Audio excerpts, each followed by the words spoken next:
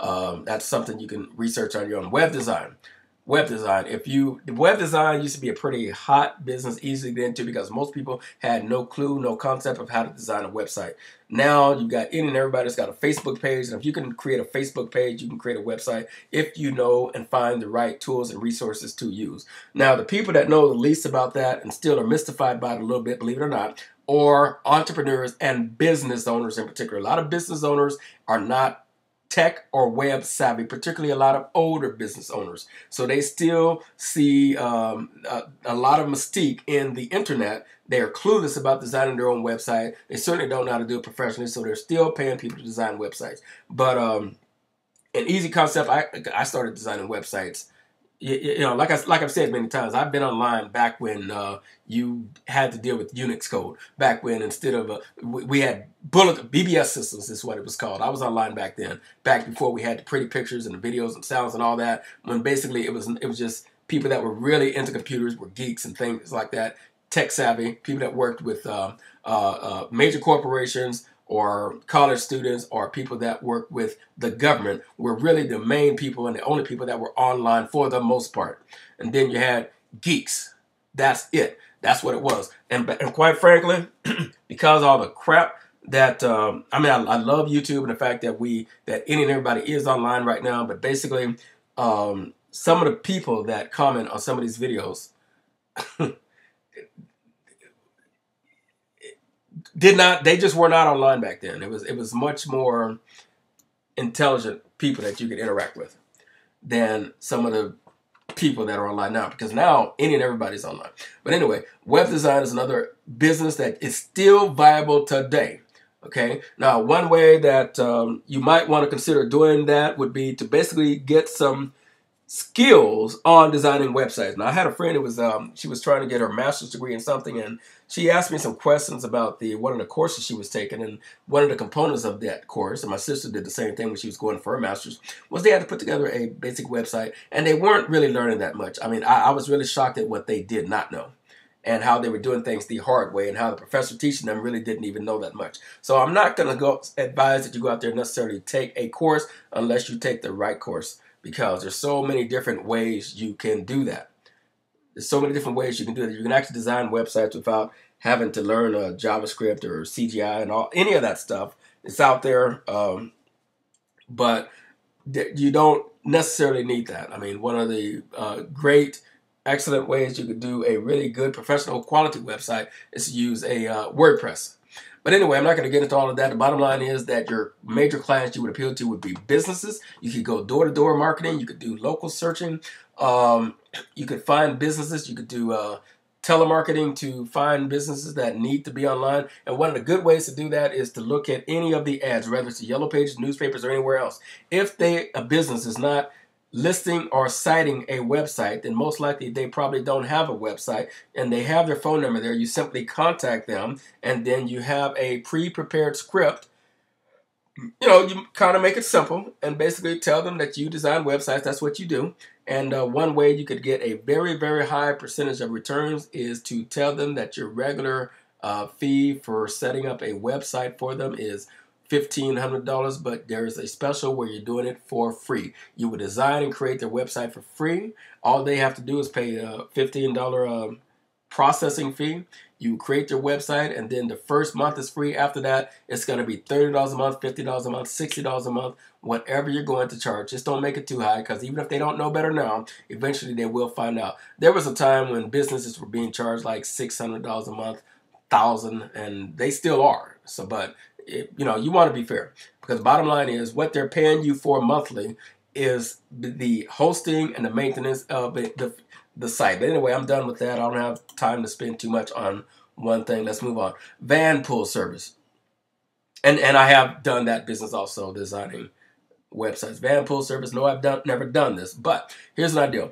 There's a lot of people that live in the suburbs, but they work in inner cities like New York, Chicago, Philadelphia, where a lot of the better paying jobs may be. Or maybe there is an area like in the Silicon Valley in Northern California, there is an area where all of the companies have they are concentrated in a certain part of what we call the Silicon Valley, Mountain View, California, Sunnyvale, California, places, San Jose, places like that. But a lot of the people that work there and have these good jobs might live elsewhere, so therefore they commute. And sometimes the commute may take, with traffic, an hour or two to get to and from work. So for that reason, a lot of people don't want to drive. So if you had, for example, an 8-passenger van and you charge each of the passengers $300, that'd be $2,400 per month. If you had a 12-passenger van, that'd be $3,600 per month. Okay, you can even get a used school bus that's maintained and in good condition. You definitely want to paint it and fix it up somewhat and make it like a little limo. You call it a limousine service. You could, just do some maintenance and, on the outside, on the interior of it, and make it look good, and charge them a fair amount to commute to and from work. The bottom line is, you get your group of people. Your deal is you can either pick them up in one place where they can park and ride. It could be a public place, a public parking spot, such as a community center or something like that, that's owned by the city, so you don't have any problem with parking on private property. They could either meet there and park their car and get in your van. You leave at the same time every day. You get on that same freeway and you drive them to where they need to go. Now, ideally, you would find people that all work in the same place. Now, think about that. Even if you have a job yourself, you could do this. But see, typically, if people are carpooling with you, they don't want to pay that much money. But if you are a professional service and that is your business, they understand. And another way that's going to justify you getting $300 a month or more is you can offer things like Wi-Fi. You have portable Wi-Fi, so they know that while they're in your van, they can get on their iPad or anything else and search the internet, do what they need to do. You can have snacks for them every day, even coffee. Whatever you want, whatever you can come up with. You can have movies that are playing inside the van for them. You can have, if it's something like this, for example, you could it might be worthwhile for you to do that. You could have little wireless headsets that they can listen to and movies that they can watch while they're going to and from work. And then you could have a selection of movies or learning programs or courses or audio courses, something to basically appeal to people's egos and instinct, a first-class way to get to work. Instead of having to drive, instead of having to take a commuter bus, they're going to be in a private Vanpool, and they will pay a premium for it. $300 is not necessarily a premium price. So that means if you want to charge a premium, you could maybe charge $400. Okay? That means you're going to make $3,200 with just 8 passengers per month. Okay? You're going to make $4,800 with just 12 passengers per month. Now, if you have a 12-passenger van, if you can actually fit 12 passengers in it, or you could get a little bus. The bottom line is, I'm done with that. I'm not going to talk about it anymore. Use your creative brain and think of creative ways to resolve problems. One of the things that it's a no-brainer, it's something I probably understood as a child, but when I heard it in my economics class, it resonated with me. It was an epiphany moment, even though it was something that I already knew. And that is when the instructor said that all business is either products or services. You cannot think of a business that does not involve either products or services. You find a need and fill it. That means a product that people want and need and are willing to pay for, or a service that people want and need and are willing to pay for. It doesn't necessarily have to be a product or a service that already exists, but it's best and easiest if you find something that people are already used to paying for and you put your own little spin on it. So this is a basic issue. It's not necessarily a problem, but it's certainly something that there is a market for. People get into work when they don't want to drive. You can have door-to-door service, which means they don't even have to drive and meet you at a certain place. If you only have 8 or 12 passengers and they live in close proximity to each other and they work in close proximity to each other, it might not be a bad idea to offer door-to-door service. You even charge a little bit more just because you're doing that. Anything to differentiate from the other options they have to getting to work, and you're going to deal with people that have good jobs and make good money and basically offer a basic service for them for a fee. Okay. Now, one of the things I want to talk about is incorporating. When you start doing, especially businesses like that one, a Vanpool or something like that, of course, you want to make sure that you're properly insured. You want to think about liability that you might have. You want to make sure that you're properly licensed for any licensing you need or anything like that.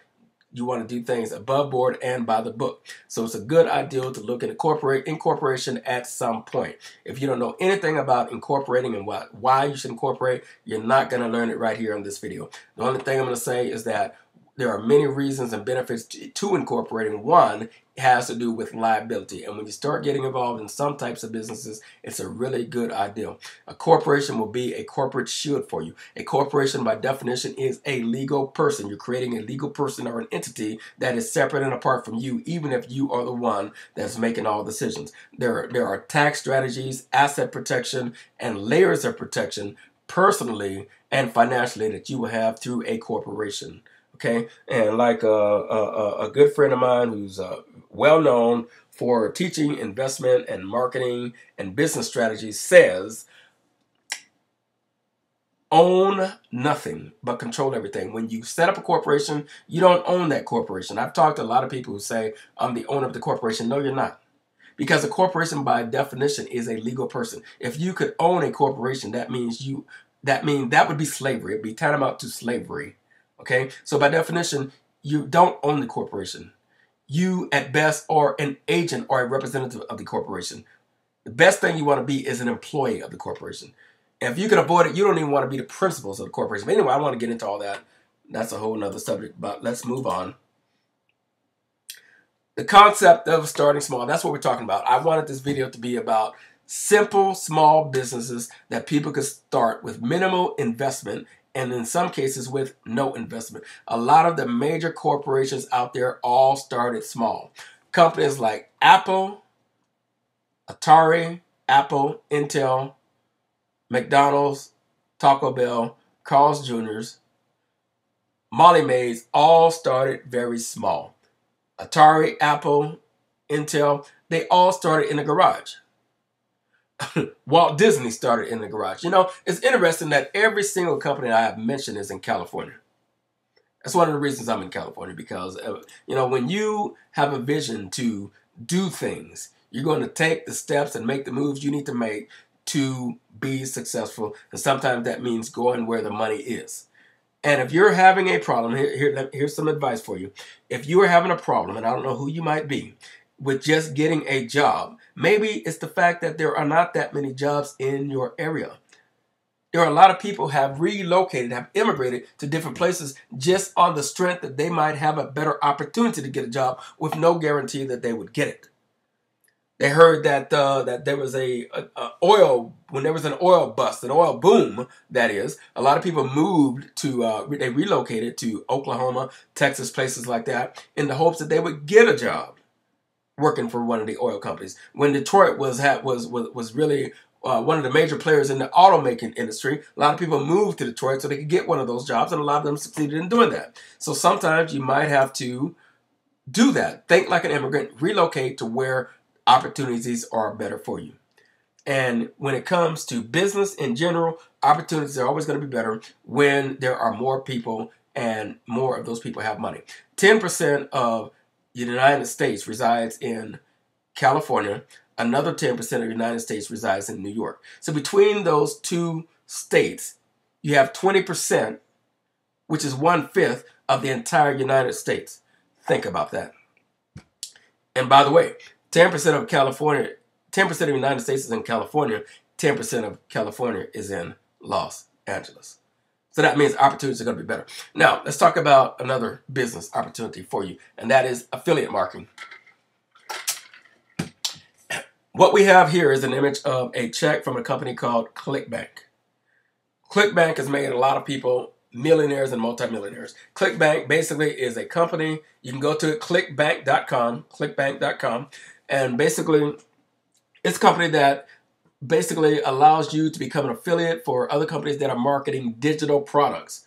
Digital products are products that can be downloaded through the internet. Nobody has to pack them, ship them, mail them, put a stamp on them, use UPS truck to deliver them or anything else. They are digital products. That's any product that can be basically downloaded. That can be an app, it can be an ebook, it could be an e-course, it could be a digitized video course, it could be a combination of PDF documents, videos, audios, audio files, video files, anything like that. Software, programs, digital products.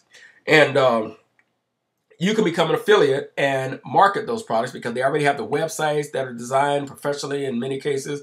And all you have to do is drive traffic to those websites. Now, I had a mindset a long time ago that, fine, I can market other people's products, but the real money is when you become the producer of the products and you get other people marketing products for you.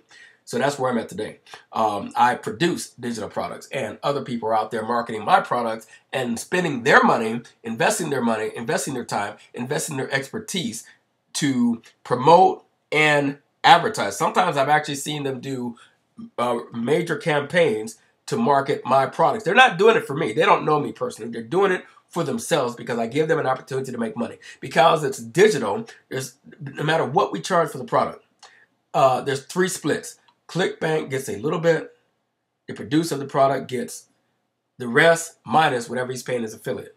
And most people that produce products will give their affiliates 30, 40 to 50%. In some cases, as much as 75 or even 90, especially if they're using the digital product to create leads. Okay, so when it comes to affiliate marketing, I'm going to go through this real quickly. There is PPS, PPA, PPC. Let's talk about it. PPS means you're getting paid per sale. That's basically the ClickBank model. You get paid for every sale that is generated through your personalized link that you will get as an affiliate. PPA is different. It's pay per action. In other words, you don't have to make a sale in order for me to get paid. You just have to take action. Your action could be filling out a form. It could be putting your email address in a form. It could be putting your, sometimes just your zip code in a form. I'm going to get paid. Insurance company, just for that. Just for the action you take. You don't even have to buy anything. It could be that you're going to download an app or a free software. And for every download, I'm going to get paid. That's PPA, which is pay per action. And then we have PPC. Now, some people, when they see PPC, they think pay per click, which is fine. That's a whole different thing that we deal with. But for now, when I say PPC, I mean pay per call. Pay per call. So we have pay per sale, pay per action, and pay per call. Now, in the pay per call affiliate marketing, that means that if on this video, for example, I had a telephone number for a program related to what I am talking about right now. And if I said, call this phone number to get more information about this or that, whatever I said to get you to call it, when you call that number, I'm going to get paid. And the amount could be anywhere from $2, $5, $10, $20, as much as $80 just for that call or more. It depends upon what it is about. And you don't have to buy anything. You just have to call that number. Now, before you get too excited, it's not like as soon as the phone rings, I get paid. It's like you have to call the number and stay on the phone for the required amount of time, which could be anywhere from 30 seconds to 1 minute to 2 minutes to 5 minutes or whatever, because the company is going to qualify whether or not you're a legitimate lead or not. And if you're not, you're going to hang up, they're going to hang up, and I'm not going to get paid. So I'm paid to generate legitimate leads for legitimate companies. Okay. And some companies might want to go. I gave you the name clickbank.com if you're interested in the marketing digital products. If you want to find out more about the pay-per-call industry, you can go to commissionjunction.com. There are other companies out there. There are quite a few that do the same thing. Just go online, look under affiliate marketing. You get all the information you need. The only thing I want to say to you, and that's why I put this here, fly-by-night. Be wary about fly-by-night companies. You want to go with reputable companies that have been around for a long time, because I have the experience spending my time, my energy, my expertise, my resources in marketing products on behalf of a company who is an affiliate marketing company, and they went out of business and I never got paid. And that has happened a number of times. So you have to be careful. ClickBank, you can't lose with them. Commission Junction, they've been around for a long time. There's quite a few others. I don't have time to get into it right now. Do your own research on that if you're interested. Daycare Business. I certainly never did this business, but I knew a young lady who lost her job. And we were just talking, and she had a child to take care of, and she was bemoaning the fact that she had lost her job. And she needed to get another job. So I told her she needed to look at the fact that she had lost her job as an opportunity. Now, she lived in a nice apartment complex. She made good money, but like a lot of people that make good money who don't have a big family, she felt no need to have a house, so she lived in an apartment. And she lived in a working class, nice apartment complex. And the reason I stress that is because you're going to be surrounded by people in those types of buildings that are laid out that way who have children. A lot of them are going to be single parents. A lot of them are going to be working parents, even if they both work. But the main thing is that she had her child in daycare when she was working. And I told her, I said, why don't you take your time and look for another job and not feel that you need to just rush out and get the first thing you can get. You might want to consider starting a daycare business. She had never thought about that. But we talked about it. I actually ended up creating marketing material for her when she decided to go into the business. And she did it without the licensing or any of that at first. I told her, you might want to look into the laws and the rules about licensing, and which I didn't know it myself, but I told her to look into it, make sure you're properly insured and you're doing things above board.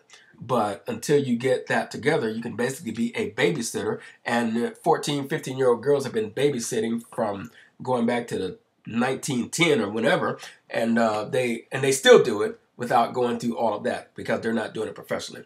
But basically, the bottom line is, I believe, if I'm not mistaken, in fact, I know I'm not mistaken, in California, for example, a one-person daycare business, which can be operated out of a house or an apartment, can only have 6 children that are non-relatives. But with even 6 children, and let's say adding your own to it, you might have 7, but with even 6, if you're charging $600 a month, that's $3,600 per month. Okay? Now, if you have more than 6, you need to hire an employee or have a relative or somebody to assist you if you're going to stay within the law. The main thing is find out what the laws are in your state, find out what the rules are, make sure you're properly licensed, make sure you have insurance. Again, if you're going to do a business like this, you certainly would want to eventually incorporate, which I talked about earlier. The reason I put video monitoring here is because that's another service you can offer. Video monitoring so that they can just let your parents know. You can log in from your cell phone, your iPad, or whatever you want, your computer at work.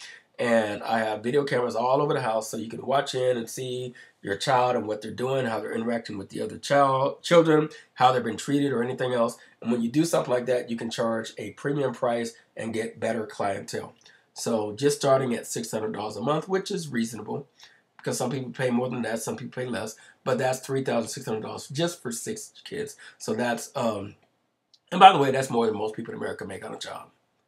It is. It's more than what average is. It's not great, but it's more than what average is. And we're just talking about ways that a person can basically be employed. And see, when we started off talking about unemployment, I want you to understand that the IRS and everybody else considers self-employment just as legitimate as any other employment. So you can never say that you're unemployed because you've been disenfranchised. That's the entire point I was trying to make. You're not unemployed because you've been disenfranchised, because there's one employer that will always hire you if you have the, and if you can't do that, just admit that you lack the wherewithal to do something that I did. And I'm saying this to motivate you, not to brag. You lack the wherewithal to do something that I did at the age of 5 or 6 years old. I started working for myself. Now, it's probably not fair to say that because I wasn't making a ton of money. I was making much more money than most kids make, but it was relatively nothing. But it was, it was my start in entrepreneurship. Like I talked before about being motivated. I don't know. I don't even remember what motivated me, but I do remember going to my mother saying, "Mom, how can I make money?" And she said, "What do you need money for?" And I really didn't know. I said, well, all I could think of is that the ice cream truck would come by every now and then, and all the kids would run out and get ice cream. I said, well, like when the ice cream truck comes by, I can buy ice cream. She says, whenever your ice cream truck comes by, we buy you ice cream. I said, I know, but, and I couldn't think of anything else other than that, because I wasn't buying my own clothes. I wasn't paying rent. I wasn't paying bills. I didn't have any vices or habits or needs that involve money that my parents were not taking care of very well. So I really had no need for money. So when she asked me what I need money for, all I could think of was ice cream. And when she told me that they always gave me money for ice cream, that was true. I said, well, I just want to make my own money anyway. And I really don't remember what motivated me. It might have been a cartoon, Charlie Brown or something, of another kid making money, but I wanted to make my own money, damn it. And so she probably didn't take me that seriously, but she started telling me about different ideas, and one of the main ideas that she gave me was collecting bottles and turning them in for recycling them and turning them in for the money. Now, back then, soda cans were not the thing; bottles were the thing. And bottom line is, I started that business. I ended up recruiting other kids to do it, and I kept all the money. The kids gave the bottles to me just because they wanted to. They weren't even doing it for the money. I was. I didn't need the money, so I just stacked the money up. I had pickle jars full of nickels, dimes, quarters, and dollars, and it was great. And I actually started lemonade stands. I started taking Kool-Aid and putting it in ice trays and selling that. I would buy. We moved to Germany. I would buy things there and turn around and sell it. At one point on a military base, I had three different little stands, and each of those stands had other kids working them, and none of those kids were getting paid. That's what's so funny about it. They didn't care, and I didn't. And trust me, they would come up to me and say they wanted to be a part of what I was doing. And I had so many other kids doing that I actually got other little cardboard boxes, and I started franchising basically and creating other little stands and having other kids working them because they wanted to. And they would say, you don't even have to pay me. It was just something to do in the summertime. I kept all the money, and what I would do is I would throw a party. We were friends. We all had a good time, and they loved it because just like me, none of us really needed money because all of our parents would give it to us when we really needed it. I just wanted to make my own, and I did. That was Entrepreneurship 101, and the majority of entrepreneurs have stories like that about when they were a child. Anyway, here's a website, howtofindseminars.com. Hardtofindseminars.com. Losing my voice. I admonish you to go to it. It has about 179 seminar courses that you can take. They are all free. Most of them are anyway. Hundreds of hours. It's a great, ideal source. Motivation, inspiration, step-by-step instruction. It is a great resource, and it is free. In fact, I'm going to... Should I do it now? I think I will. I'm going to show you something. Okay, here we are. Hardtofindseminars.com. This is by a guy. This website was created by a guy named Michael Senoff. And you